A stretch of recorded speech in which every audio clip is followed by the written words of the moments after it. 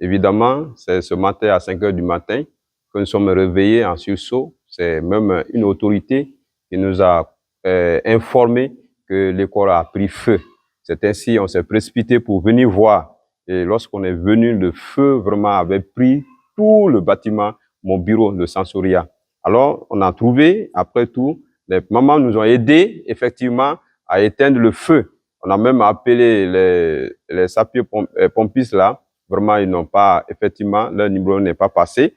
Mais, qu'à cela ne tienne, les femmes nous ont aidés vraiment à éteindre le feu. Voilà les 2 bidons qu'ils ont utilisés pour les 2 bidons d'essence.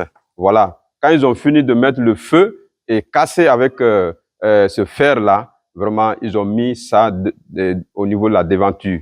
Et voilà, quand vous voyez ici, là, vraiment, le feu, tellement que le feu était trop, ils ont mis, c'était en train d'être brûlé pour nous montrer que nous sommes passés ici. Vraiment, c'est ça. Tous les dossiers des enfants, ce qu'on appelle les documents administratifs, les documents pédagogiques, les cahiers, les livres, plus de 80 livres ont été calcinés, brûlés par le feu. Vraiment, on n'a pas pu, vraiment, le bureau est calciné totalement, comme vous voyez dans les images. Vraiment, les informations des enfants, ça serait très difficile de reconstituer les dossiers. Ce sont les conséquences. Les dossiers, pour les reconstituer, c'est pas facile parce que les bases de données ont été calcinées. C'est pas facile. Ce sont les conséquences qui vont jouer un peu sur les dossiers des enfants. Alors, les enfants, peut-être, ils pleurent. Un enfant même est venu ici, il a pleuré amèrement. On lui a cessé à lui dire que vraiment, arrête, écoute bien, parce que ça va aller. Mais les conséquences sont énormes, franchement. On a appelé d'abord, premièrement, les autorités éducatives, l'IRE, la DPE, ils sont venus voir les faits. Effectivement, ils sont retournés. Et aussi, avant cela, il y a la police est venue encore aussi faire ici ses enquêtes. Il a fait l'état des lieux et il s'est retourné.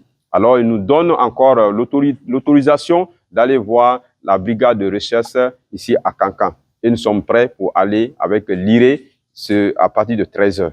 Vous pensez réellement que ce sont des voleurs qui ont fait? Et qu'est-ce qu'ils ont volé à part les brûlures? Bon, nous, on peut dire en un mot, vraiment, ce sont des criminels. Parce que un voleur, il vient pour chercher l'argent.